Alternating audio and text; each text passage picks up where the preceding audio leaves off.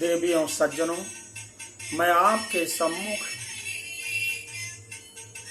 आत्म परिचय भाग 178 लेकर उपस्थित हुआ हूं। इसे शुरू से अंत तक जरूर सुने। माता की कृपा आपके ऊपर अवश्य बरसेगी। सबसे पहले शंख ध्वनि।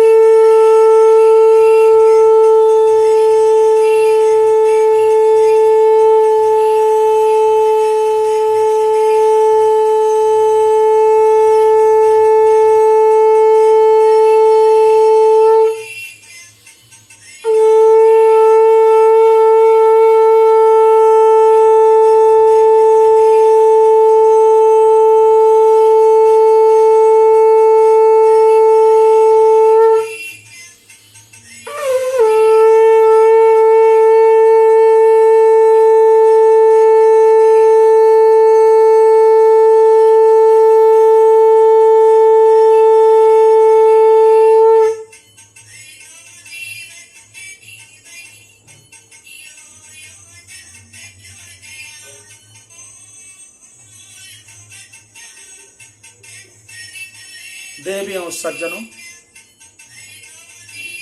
इस परिच्छेद में नर नारायण की तपस्या का वर्णन किया गया है।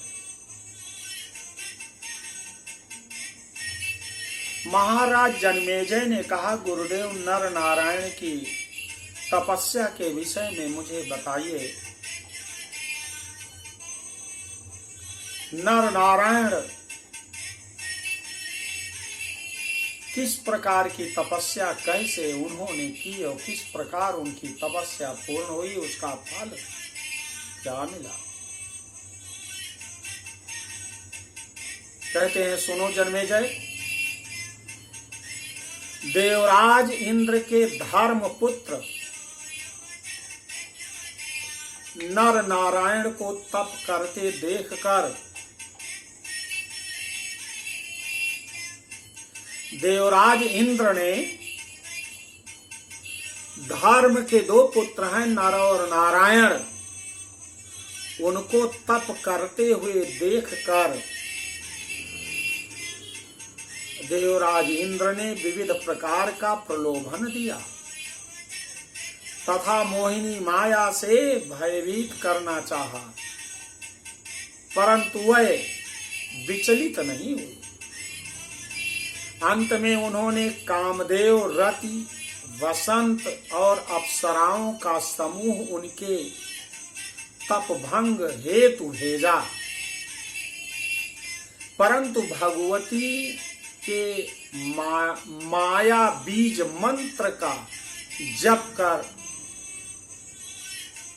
नर और नारायण पर कोई प्रभाव नहीं पड़ा, बल्कि अप्सराओं का गर्भ चूर्ण हो गया और वह पराजित होकर के वापस चली गईं। लेकिन उन्होंने अप्सराओं से कहा कि जो तुम मुझे प्रसन्न करने के लिए आई हुई हो, माता भगवती की कृपा से ऐसी शक्ति मां की है कि मैं तुमसे अधिक सौंदर्यशाली अप्सरा को निर्मित कर सकता हूं, जन्म दे सकता हूं।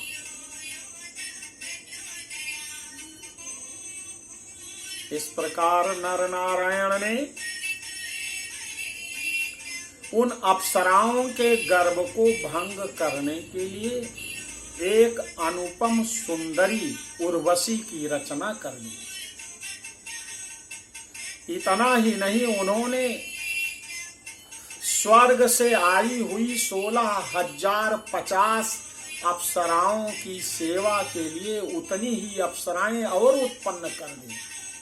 इंद्र ने 16,050 अप्सराएं नर और नारायण की तपस्या को भंग करने के लिए भेजा था आदि शक्ति माता की कृपा से और नारायण ने 16,050 और उन जैसी अप्सराओं को जन्म दे दिया और कहा जाओ इंद्र की 16,050 अप्सराएं ले जाओ, इनको ये आपकी सेवा करेंगी। और उन 16,050 अप्सराओं से सुंदर एक सुंदरी रूपवती अप्सरा को जन्म दिया जिसका नाम है उर्वशी।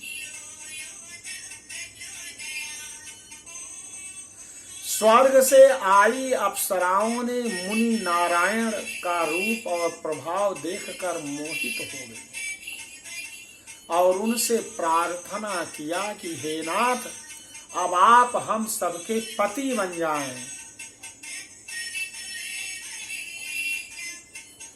नारायण से कहा आप हम लोगों के पति बन जाएं। इस पर नारायण ने कहा इस जन्म में तो यह संभव नहीं है, परंतु कृष्ण अवतार में मैं तुम्हारी मनोकामनाओं को पूर्ण कर दूंगा।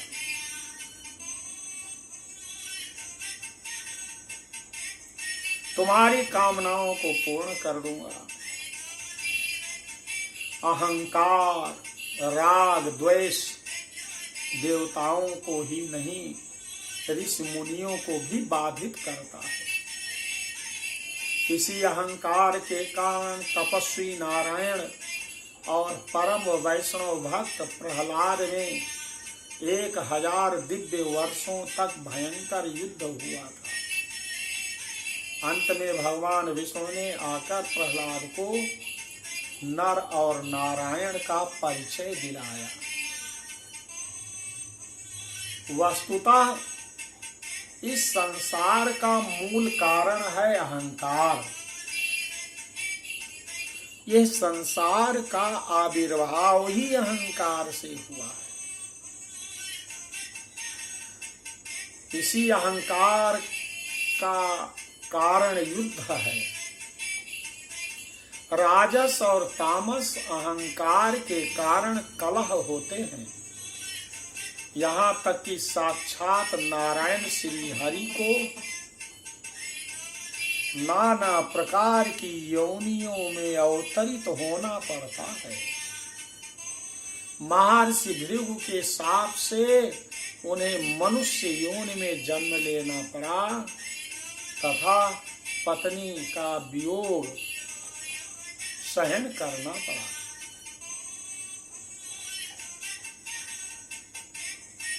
जन्मेजय ने कहा गुरुदेव और बताइए। व्यास जी ने राजा जन्मेजय से भगवान श्री हरि के कृष्ण अवतार की कथा सुनाते हुए कहा, हे राजन, द्वापर युग में पृथ्वी पर जरासंध, शिशुपाल, काशीराज, कंस, रुक्मी और नरकासुर जैसे पापाचारी शासक हो गए। उनके पाप भार से व्यथित होकर पृथ्वी ब्रह्मा जी और इंद्र सहित भगवान विष्णु के पास पहुंची। भगवान विष्णु के पास पृथ्वी माता जाती है। भगवान विष्णु ने ब्रह्मा जी से कहा, हे ब्राह्मण, हम सब भगवती आदि शक्ति माता के अधीन हैं, अतः हमें उन्हीं पराम्बा भगवती की योग माया की शरण में जाना चाहिए। उनके ऐसा कहने पर देवताओं ने भगवती का श्रद्धा भक्ति पूर्वक स्मरण किया। उनके स्मरण करते ही भगवती ने उन्हें प्रत्यक्ष दर्शन दिया और अपनी शक्ति से श्री कृष्ण और अर्जुन को निमित्त बनाकर पृथ्वी का भार दूर करने का आश्वासन दिया। इसके बाद भगवान श्री कृष्ण के जन्म की कथा सुनाई स्वयं साक्षात परमात्मा ने पृथ्वी का भार उतारने के लिए कंस के कारागार में अवतार लिया और विभिन्न प्रकार की लीलाएं की। पर ब्रह्म परमात्मा होते हुए भी उन्हें पृथ्वी तल पर अनेक कष्ट उठाने पड़े। रुक्मिणी के पुत्र प्रद्युम्न का संबरासुर ने अपनी माया से प्रसूति गृह से ही हरण कर लिया था। तब श्री कृष्ण ने भगवती महामाया का स्तमन किया। उनकी स्तुति से प्रसन्न होकर जगदम्बा ने उन्हें दर्शन दिया और कहा कि 16 वर्ष बाद तुम्हारा पुत्र शंबरासुर को मारकर तुम्हारे पास स्वयं वापस आ जाएगा। ऐसा कहकर भगवती अंतर्ध्यान हो गई। माता भगवती अंतर्ध्यान हो गई। रुक्मिणी के पुत्र प्रद्युम्न के बाद जामवंती ने भी वैसे ही पुत्र की प्राप्ति के लिए भगवान श्री कृष्ण से कहा। इस पर श्री कृष्ण ने भगवान शंकर की तपस्या की। इससे प्रसन्न होकर भगवान शंकर ने उन्हें प्रत्येक रानी से 10 पुत्र होने का वरदान दिया। तत्पश्चात भगवती पार्वती ने कहा, हे कृष्ण, इस संसार में आप सर्वश्रेष्ठ गृहस्थ होंगे। 100 वर्ष व्यतीत होने पर एक विप्र तथा गांधारी के शाप के कारण आपके कुल का नाश हो जाएगा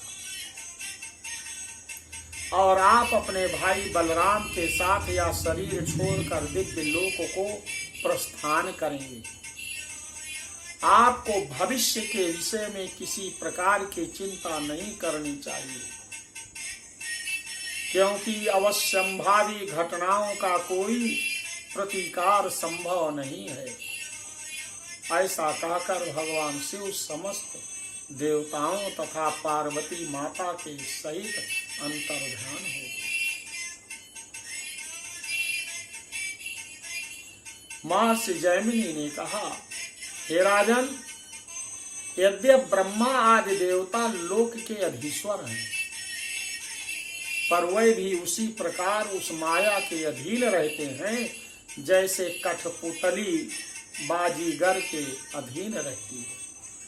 उनके पूर्व जन्म के संचित कर्म जिस प्रकार के होते हैं, उन्हीं के अनुरूप पर ब्रह्म स्वरूपिणी माया उन्हें सदा प्रेरित किया करती है। उन भगवती के हृदय में किसी प्रकार की विषमता अथवा निर्ममता का लेश मात्र भी नहीं रहता। वह अखिल भुवन की ईश्वरी जीवों को भव बंधन से छुटकारा दिलाने के लिए निरंतर प्रयत्नशील रहती है। निर्मल अंतःकरण वाले ऋषिगण उन्हीं आत्म स्वरूपिणी भगवती का अपने हृदय में आत्म साक्षात्कार करके भव बंधन से मुक्त हुए हैं। इस प्रकार देवी के महात्म निरूपण में आपने महाराज जन्मेजय आपने अज्ञानता को दूर कर ज्ञान के प्रसार के लिए कथा का श्रवण किया है, जो आपकी संपूर्ण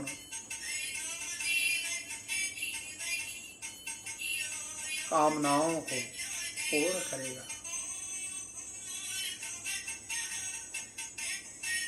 इस प्रकार इस दुनिया में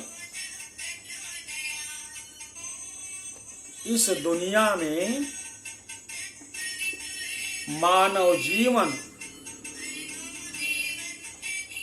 सर्वश्रेष्ठ जो मिला हुआ है,